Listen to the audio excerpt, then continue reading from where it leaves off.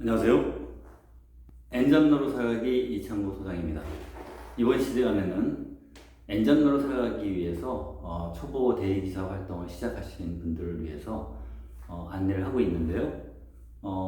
지금 시간에는 이제 기존에 드렸던 말씀에 이어서 법인 기사로서 등록을 하셔서 활동을 경험해 보시는 게 좋겠다는 말씀을 드리려고 합니다.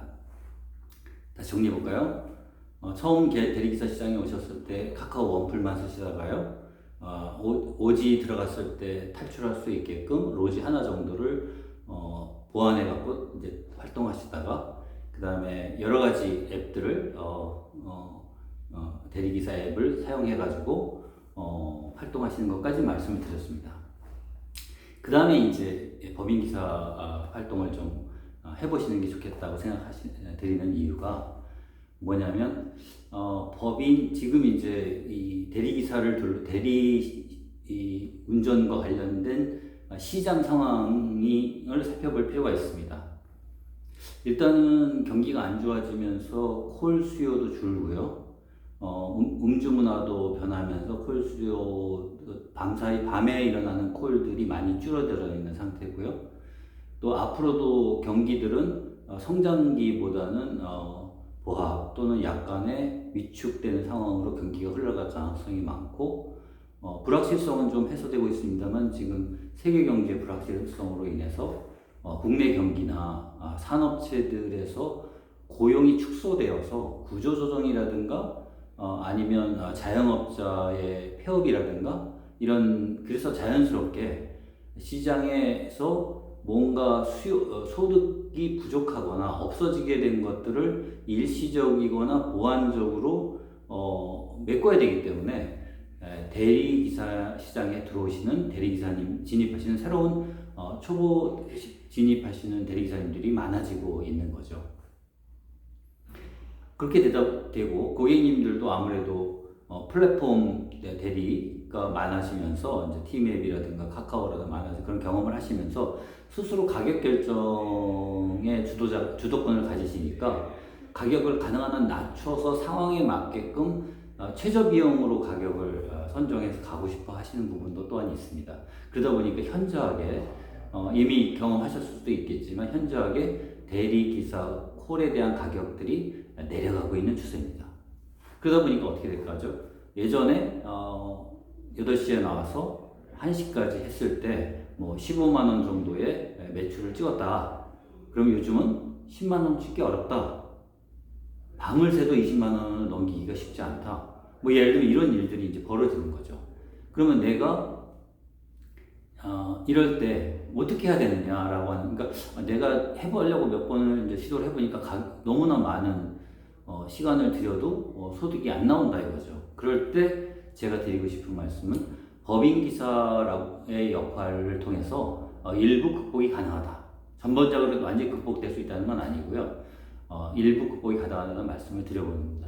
자, 개인들의 소득은 그렇게 되는데, 이제 삼성이라든가 SK라든가 LG라든가 이렇게 이제 대기업들은 대기업 임원님들이 대리기사를 부를 때 대리기사 업체와 계약을 해가지고 그쪽에서 할 수 있게끔 그쪽에서 훌륭한 준비된 대리기사님들을 보내줘가지고 이 안전하게 음주 후에 또는 접대 후에 임원들이 복귀할 수 있게끔 서비스를 복지 차원에서 제공을 하고 있거든요.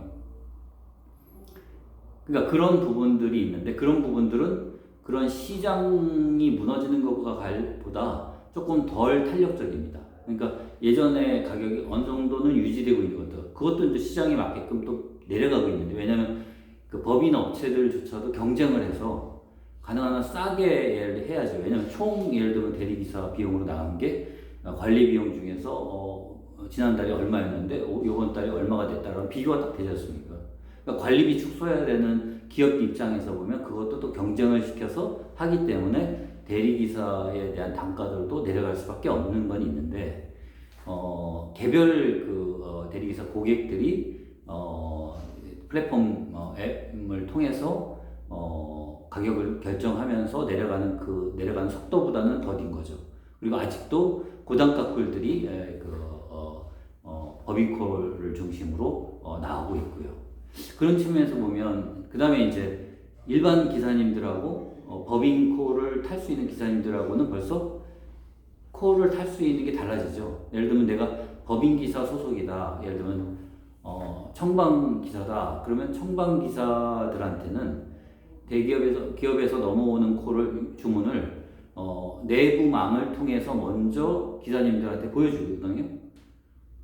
여러 가지 형태로. 그러면 그 기사님들은, 그 소속 기사님들은 그걸 먼저 보시고 잡을 수가 있어요. 법인 소속 기사님들이. 근데 거기서 만약에 안 잡히면 이게 망으로 올라옵니다. 법인콜 형태지만은 망으로 올라와서 저희들이 볼 수 있는 거는 그 망에 올라왔을 때예요. 그러니까 내부 망에서는 이미 걸러진 거고. 이해가시죠? 그런 식으로 바깥으로 나오는 거죠. 그러니까 내가 만약 청방의 법인 기사다 그러면 나는 먼저 제일 먼저 청방 소속의 내부망에서 올라오는 콜을 받을 수가 있는 거죠. 그건 단가가 또 높습니다. 일반 대리기사가 넘어올 때보다 단가가 좀 높아요. 낮춰서 넘기거든요. 그러니까 그렇게 보면 내가 법인기사 소속이 됐다라고 한다면 물론 이제 불편한 건 있죠. 예, 불편한 게 있습니다. 매일 정장 딱 갖춰 입어야 되고요. 단정하게 하고 있어야 되고 또 대기가 또 아주 법인콜에는 힘든 과제인데 어떤 때는 비용이 중요한 시간인데 대기 비용은 얼마 안 나오면서 대기가 길어졌을 때 어떻게 뭐 콜을 뺄 수도 없고 이런 애로사항도 있고요. 장점도 또 있습니다. 대리기사를 하다 보니까 법인콜 고객님들은 되게 이제 기사들 앞에서 좀 조심하세요. 왜냐면 거기에 무슨 회사의 임원 누구라고 하는 게 다 등록이 되거든요. 다 나오는 경우도 있지만 그래도 어쨌든 자기 실명이나 그 소속이 나오게끔 되니까 아무래도 조심을 하게 되죠. 물론 이제 요즘은 조그만한 업체들도 법인콜을 사용해서 그런 정보를 많이 안 올리긴 하지만 큰 대기업일수록 그런 것들을 명확하게 올립니다. 그러니까 조심할 수밖에 없죠. 무슨 함부로 대리기사를. 그러니까 예를 들어서 고객들의 일종의 고객님들의 어떤 컴플레인이나 갑질, 욕설, 함부로 대하는 말 이런 것들을 정말 스트레스 받는다 하시는 분들은 오히려 법인콜을 이용하셔서 오히려 아주 그냥 상위 레벨의 그 업체들, 삼성, SK, LG 이런 데들 고객을 주로 하는 그런 이제 법인 회사에 소속이 되시면은 훨씬 그런 부분들은 줄어듭니다. 예, 그런 장점도 있거든요. 어쨌든 그러면 이제 법인기사 자격은 어떻게 되느냐? 그거는 이제 말씀드리기 여러 가지 이제 법인 대리기사 업체들이 있는데 크게는 선사, 청방 이런 데들이 있고요. 고고 이런 데 많습니다. VIP 등등 여러 가지가 있는데 그건 이제 알아보시면 금방 알으실 수가 있고요. 그 다음에 이제 그동안 쭉 해왔던 업체 중에는 핸들포유 같은 이런 데들도 있고요. 근데 그게 속하게 되시면 또 뭐가 있냐면 거기서 요구하는 보험에 대한 자격 조건이 월보를 요구하거나 이럴 수도 있거든요.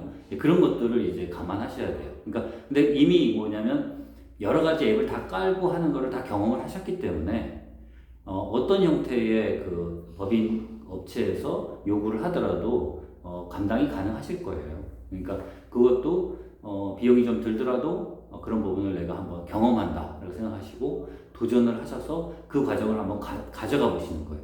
그게 3개월이 될지 6개월이 될지 모르지만 일단 한번 그 과정을 거쳐서 가서 면접도 보시고 교육도 받으시고 그래서 그렇게 해서 쫙 이렇게 좀 남들이 봐도 훌륭한 법인 대리기사님이다라고 하는 매너라든가 그 분위기가 있거든요.